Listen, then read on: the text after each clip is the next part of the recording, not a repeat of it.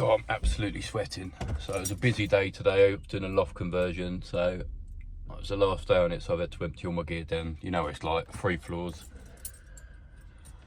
Absolutely knackered, but it's the second day back from the holiday, and I've committed to losing a bit of weight in the 28 days. So I'm just updating you. So this is day 2. The weigh-in I'll show now.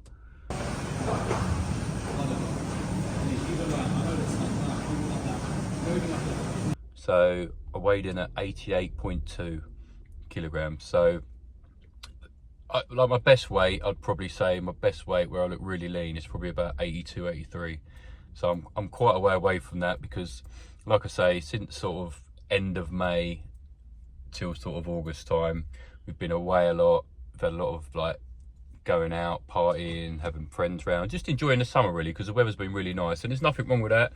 Do you know what I mean? I prepped for this. So from January till May, I was really good. I completely stopped drinking. My diet was on point. I got to a really nice condition, and then that allowed me to go through the summer in good condition. That's what I'm saying to you. If you prepare early, you can still enjoy your summer. But like I say, it's tailed on now because we've had this long summer, so it's probably drunk and ate a bit more than I really should have. So I should have reined it in, but I was having a good time, you know. And yeah. So basically what I'm trying to say is, I like when I get too far off track, don't just keep going and give up, because that's the worst thing you can do. The amount of people I know, they get in good shape, but then they fall off the wheel, and then they think, oh, I can't be bothered. So then they go long periods of time without going back to the gym or eating right again, and then before you know it, you're back to square one, and you're an absolute mountain to climb again to get back to it. So what I'd say to you is, what I always do is, if I feel myself getting off track and putting on a bit too much fat that I'm not happy with, I'm just going to rein in my diet. So cut the alcohol, rein in my diet, or if you're going to reduce it, reduce your alcohol, and just get back on track on your diet and get back training again. Just get yourself back in the groove. Even if you just hit it hard for another 2 or 3 weeks to get yourself back in the mood, you know, because I know it's hard, but it's even worse if you let it slip completely.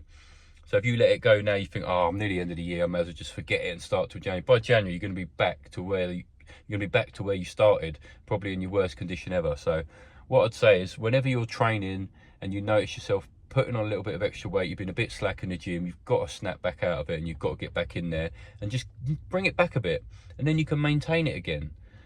But when you go from one extreme to the other, then it's a long way back.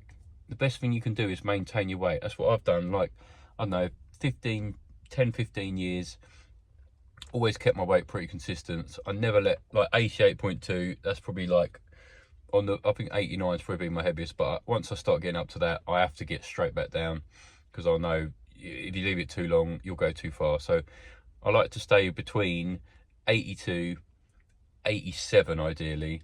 Between that thing, like I say, I've gone a bit over that this time, but always sort of sitting about 85. If I'm on a cut, 82.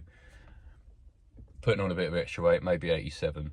But probably look my best around, like I say, 82, 83. But 85 is fine. Still sort of got a 6-pack. And that's a perfect weight for you. So you just find your ideal weight, maintain it. And like I say, if you're going off track, kick yourself up the arse and get back in that gym.